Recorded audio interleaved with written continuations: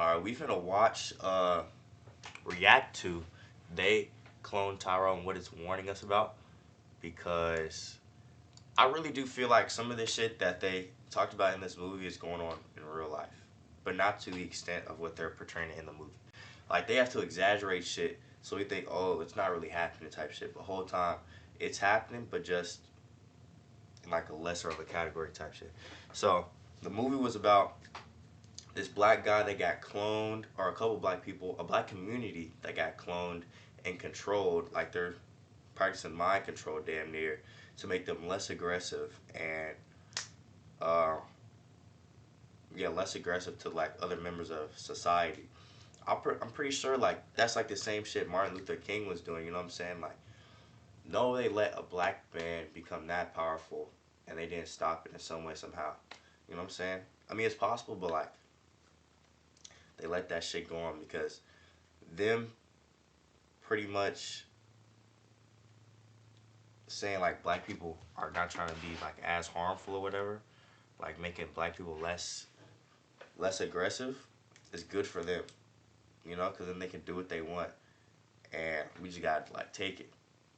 Malcolm X was like, nah, we don't gotta take it. Like, we're gonna, you know what I'm saying, do some of the harming back. Oh, I didn't fade it all the way. Oh, dickhead. But yeah. Uh, Great movie overall. Really opened up a bunch of people's minds that didn't know shit like this could or is going on in the world. Maybe we're gonna get straight into it. They Clone Tyrone is a movie every black person needs to see. Why? Because this movie is about you and what they are doing to us as a community. We are the clones. They Right, put these that's what I'm movies in our saying. faces for a reason. Yeah. It's time we wake up and see the signs. Yeah. Let's break down this movie together and find some of the hidden truths they revealed to us. Yes. Okay, that's The pretty story much revolves around three what I was just characters. talking We about. got Slick, Fontaine, and Yo-Yo. Slick is a pimp. Fontaine is like a street nigga. And then Yo-Yo is just a trick. Like, just a trick. Who just happens to uncover a nefarious government scheme. The movie starts off with a regular day in the life of Fontaine. He's a typical MK Ultra, they definitely got some black community somewhere controlled, under my control somewhere. And they do it by the music we listen to, like with the certain like frequencies, like shit just goes straight to our subconscious and makes us act a certain way. Like, I don't know. Oh my god, bro. I can really talk about this shit. drug dealer in the hood. He spots a rival gang The member rap selling music, work the on his shit we block watch, and runs him the over. food we eat, This decision literally will everything come back we to talked haunt about him in the later movie. on. Like, they literally in the movie they were in a club. The DJ started playing this certain song. They just turned into zombies. Like the brainwaves, like if they like intersect or something. I don't know the science behind it, but I know frequencies. Like, your brain is like a maze, and certain frequencies can get through the maze and get to your subconscious. Like, your subconscious is the finish line, and the brain waves are like the labyrinth type shit. And like, they have certain frequencies that get through your fucking brain waves and like the labyrinth in your mind to get to your subconscious to implement shit in your subconscious. So you're subconsciously thinking a certain way, and you subconsciously do things a certain way. Alright? After he goes to the local food mart to play the lottery, he loses, hot as of shit in course. my house. The lottery is one of the biggest scams, yet people still buy it religiously. Yeah, Right lottery's after, a a fucking homeless scam. man says, In the water, young Need some man. cash, this get was in the no crash. ordinary homeless man. He knew something, the truth. We'll see him give hints of what's really going on throughout the film.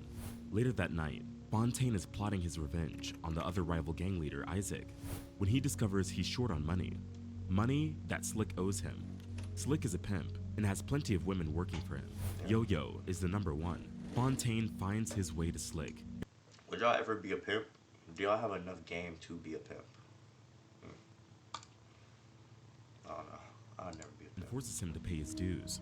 One thing I took from the film early on is that it suggests that in the hood, everything stays the same. Yeah. And this is happening across different periods. So, the exact year, date, or place where the film takes place doesn't matter because it would all stay the same. Look at it this way.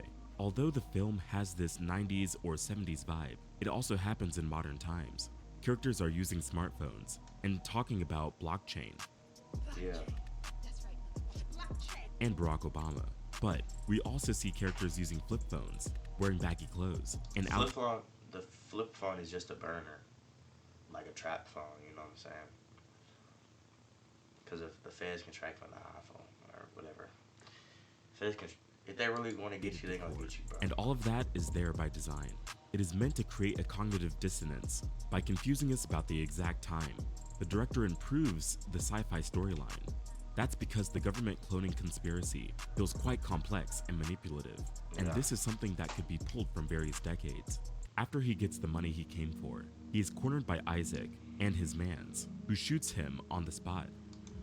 When he was getting shot on the spot, I don't know why he hopped out his car. Like, why didn't he just, like, reverse and get the fuck up out of there? Like, reverse into their car, keep reversing.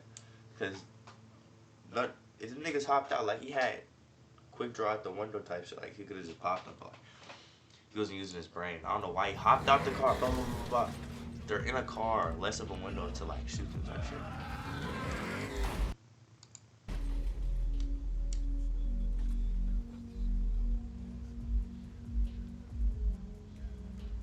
Finish him. Fontaine dies, but somehow wakes up the next day. He has no wounds, no stitches, nothing. It's another typical day in his life. That's when Fontaine stumbles upon a black SUV. He sees a resident getting kidnapped. And that shit's really fucked because, like, nobody questions anything anymore. Like, nobody sits there and thinks, like, why is this happening? Like, why has shit not changed? Why has this house stayed looking like this? Why, you know what I'm saying? I don't know. In broad daylight, he then talks to Slick and Yo-Yo about it, and Slick's version of events leaves Fontaine speechless. At this point, Fontaine is going crazy. He honestly can't believe he died the following night. He has to get answers. Together, they track down the SUV and find a deserted house.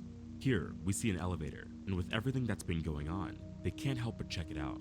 All three of them hopped in and took a ride down. Now, this is where things get really interesting.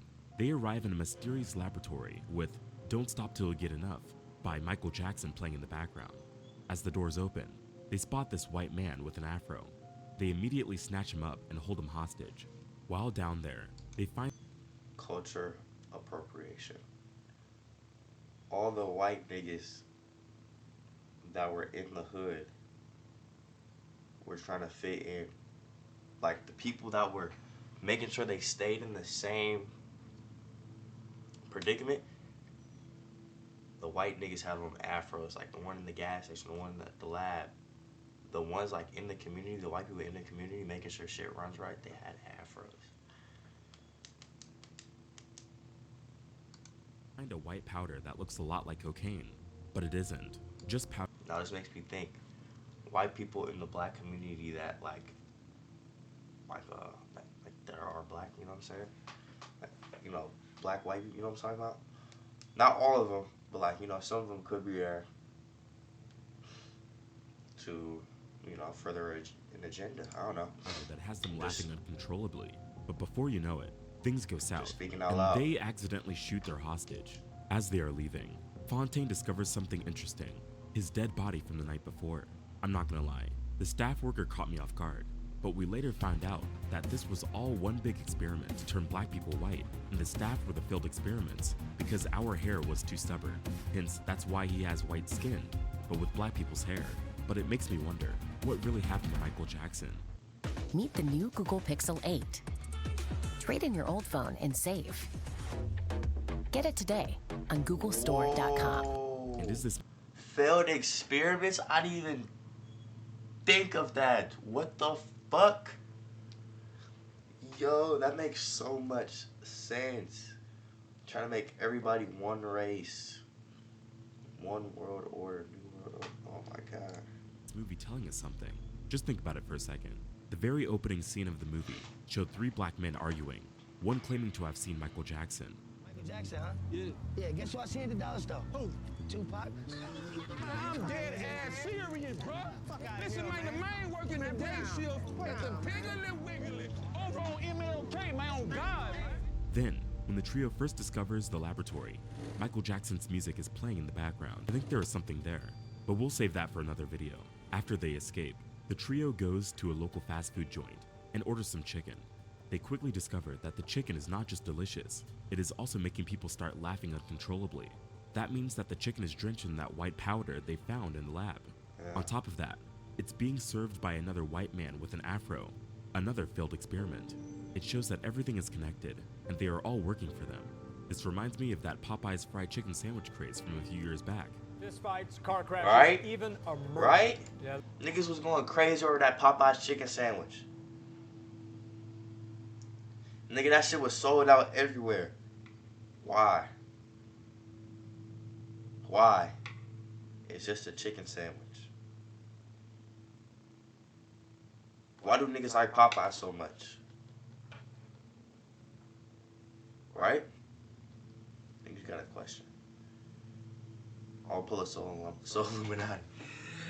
For every missing child, there's a new Popeye chicken sandwich that gets created. Make it make sense.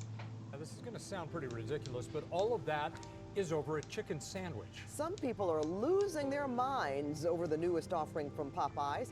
It had everyone going crazy wanting to try it. The thing is, it wasn't even that good. So why were people so hooked?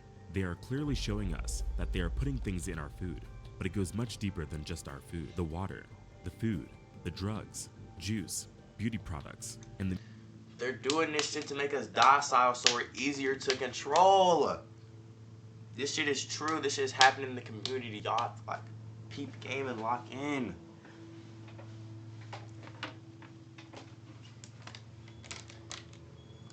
The music are all designed to keep us in a trance. The film focuses on the black community and how the stuff made in the lab keeps people in their simulation. Yes. This is the construct. It's our loading program. It appears that this government scheme is massive, worse than they could have possibly imagined. And it turns out there's an entirely different world under the Glen, one that's highly organized and extensive. The trio sees countless experiments that involve food, music, and lighting, all sorts of products people use in their daily lives. It is obvious these are all hand-picked people from the Glen. I think they just like come up with movies like this, like, oh, like let's make a movie about some shit that we've never done before. Like, they done all this. Like, I'm convinced every movie that is out in the world, or any show, is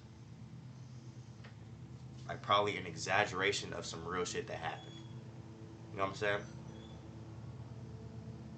You know what I'm saying?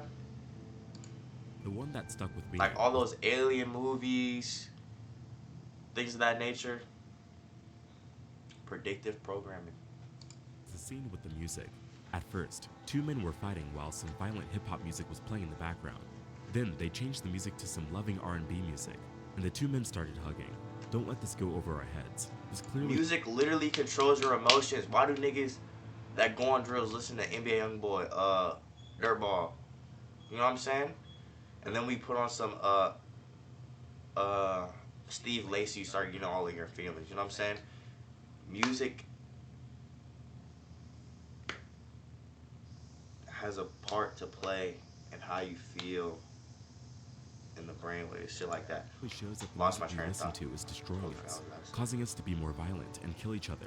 For us to Yes. change, one of the first steps is changing what we listen to on a daily basis.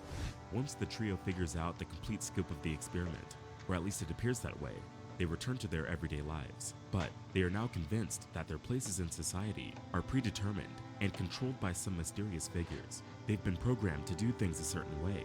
This revelation weighs heavily on Fontaine. He thinks his role as a drug I'm saying this, I'm finna react to some fucking OT7 Kanye. I love that nigga. But it's different once. I'm not trying to like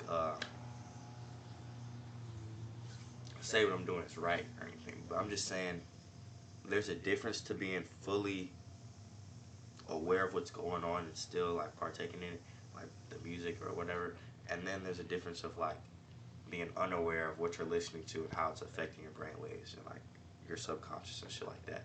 Like rap niggas may say some shit like something about being broke.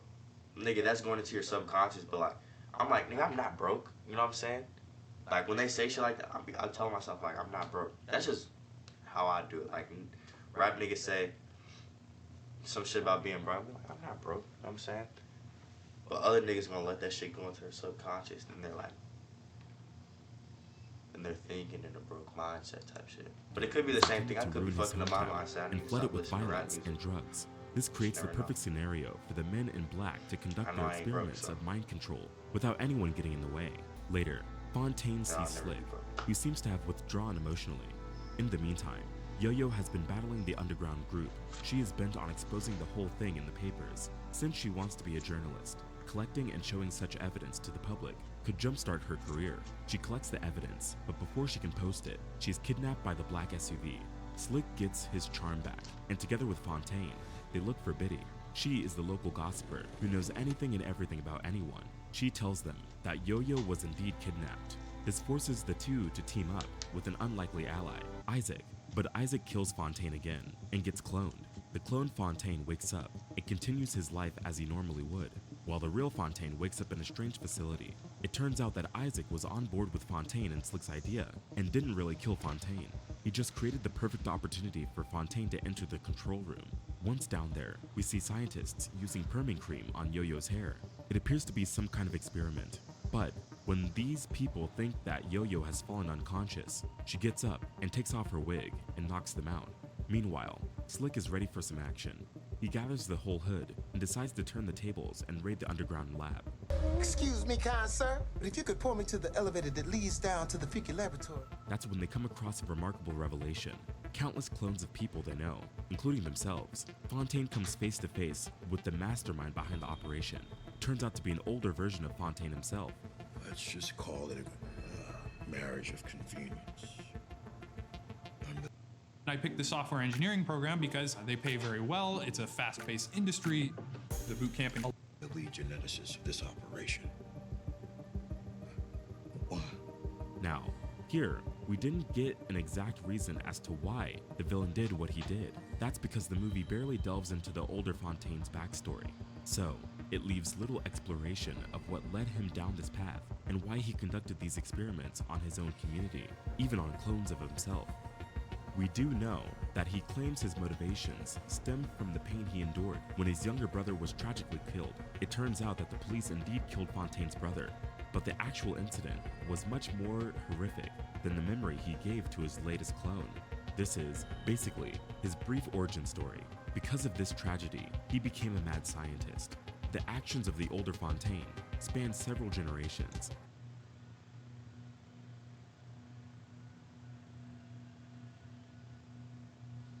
This is what they're slowly trying to do. Hold on, let me look. You see this?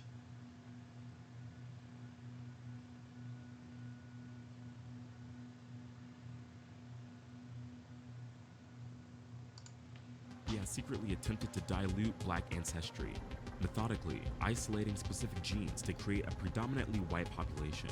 This unsettling revelation, exemplified by the lab tech and a few other white characters with black hair, echoes the disturbing historical reality of genocides that aim to eliminate the black community. For example, the North Carolina Eugenics Board once pursued a similar goal. They sought to eliminate African Americans through sterilization and selective breeding. For over 4 decades, the eugenics program sterilized almost 7,600 people by force, most of whom were black. According to academic papers, this wasn't just a coincidence. It was designed to breed black residents out. North Carolina moves toward compensating victims of a sterilization program that lasted more.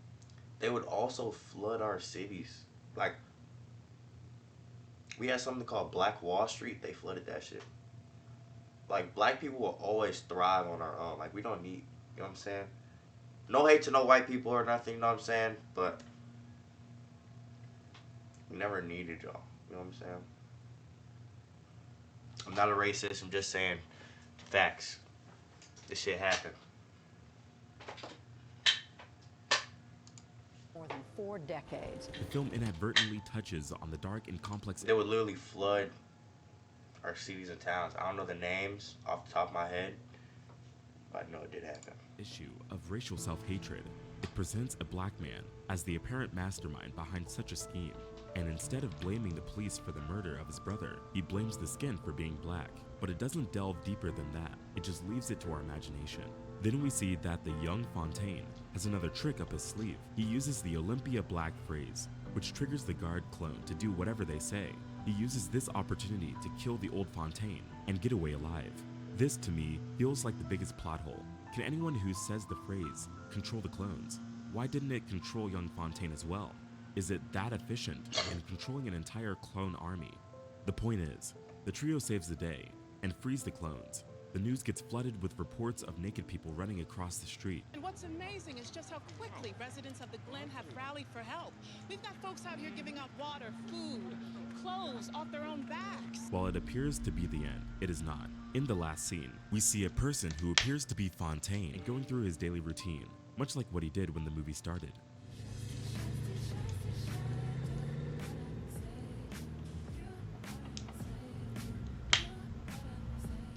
When the random black guy is later watching TV with some of his friends, and the naked clone story pops up, we see another clone that looks exactly like him.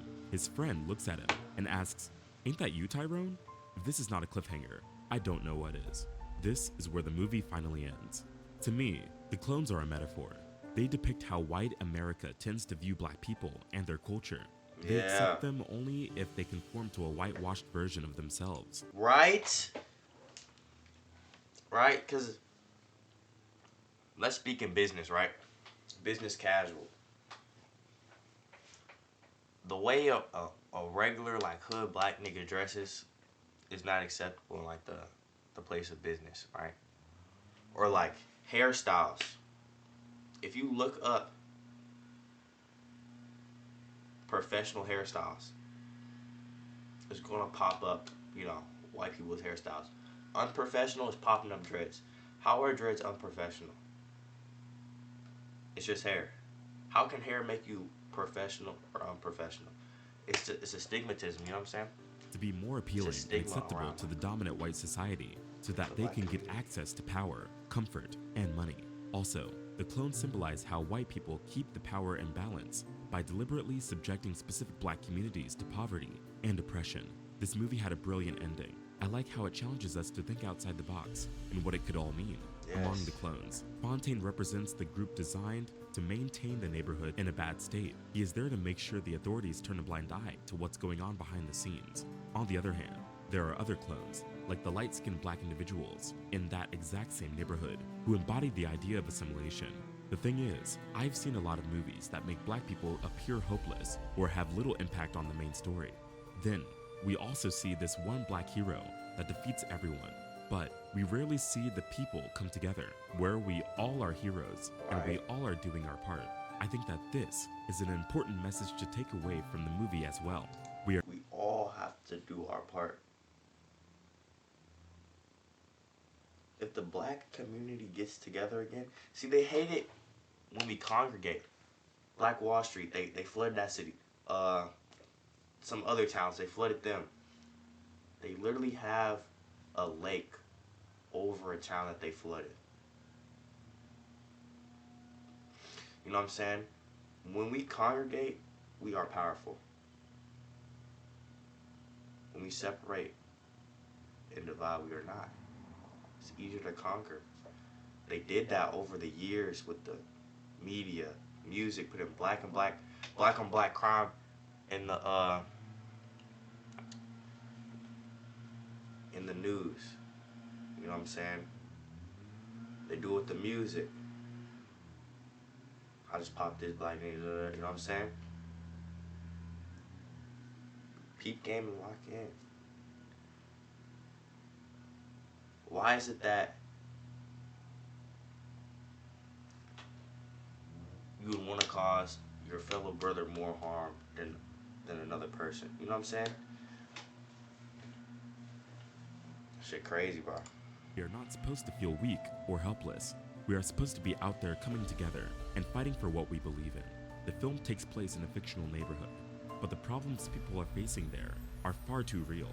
This film led us with a lot to think about and ways to be interpreted. With that being said, let us know your interpretation, and if there's anything we missed in the comment section below. I'm genuinely curious about your thoughts on all of this. If you enjoyed this video, then I'm sure you'll love the one we did on Get Out. There are so many hidden messages in it that will open your eyes to the truth.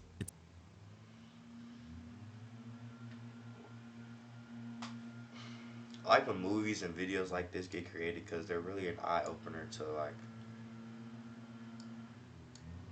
what we need to really be focusing on in the black community, you know what I'm saying? I say you know what I'm saying a lot, but yeah. This is very powerful knowledge, you know what I'm saying? Holy shit, I need to stop saying that word, but yeah. Help your fellow brother and sister, you know, don't mean mug each other, you know what I'm saying? At the end of the day, we're fighting for the same cause. But yeah, thank y'all for watching this video. I was trying to say so much, but my brain, you know, just was like, I don't know, I was thinking too fast or something, I don't know. There's a lot I wanted to say in this video. But yeah, appreciate y'all for watching.